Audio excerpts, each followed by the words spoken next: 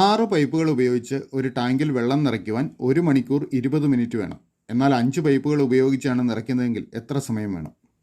ഇവിടെ 6 പൈപ്പുകൾ ഉപയോഗിച്ച് ഒരു ടാങ്കിൽ വെള്ളം നിറയ്ക്കുവാൻ 1 മണിക്കൂർ 20 മിനിറ്റ് സമയം വേണ്ടി വരും. 1 മണിക്കൂർ എന്നാൽ 60 മിനിറ്റ് ആണല്ലോ.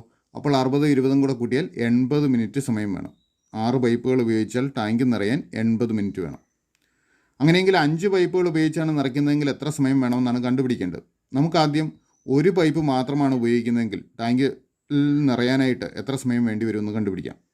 6 പൈപ്പുകൾ ഉപയോഗിക്കുമ്പോൾ ടാങ്കിൽ വീഴുന്ന വെള്ളത്തിൻ്റെ അളവിൻ്റെ 1/6 ഭാഗമേ ഒരു പൈപ്പ് മാത്രം ഉപയോഗിച്ചാൽ വീഴുള്ളൂ.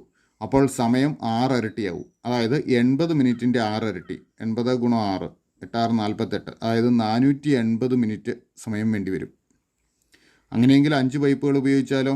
5 പൈപ്പുകൾ ഉപയോഗിക്കുമ്പോൾ ഒരു പൈപ്പിൽ കൂടി വീഴുന്ന വെള്ളത്തിൻ്റെ അളവിൻ്റെ 5 ഇരട്ടി വെള്ളം ഒരേ സമയം ടാങ്കിലേക്ക് ചെല്ലും. അപ്പോൾ സമയം 5/1 കുറയും. അതായത് 480ൻ്റെ 1/5 ഭാഗം മതി. 480/5 കാണാം. ഇത് ഹരിക്കാനായിട്ട് നമുക്ക് ഇങ്ങനെയൊന്ന് മാറ്റി എഴുതാം. 48 × 10 480 എഴുതുക. എന്നിട്ട് അതിനെ 5 കൊണ്ട് ഹരിക്കുക. 10നെ 5 കൊണ്ട് ഹരിച്ചാൽ 2. 48 2 96.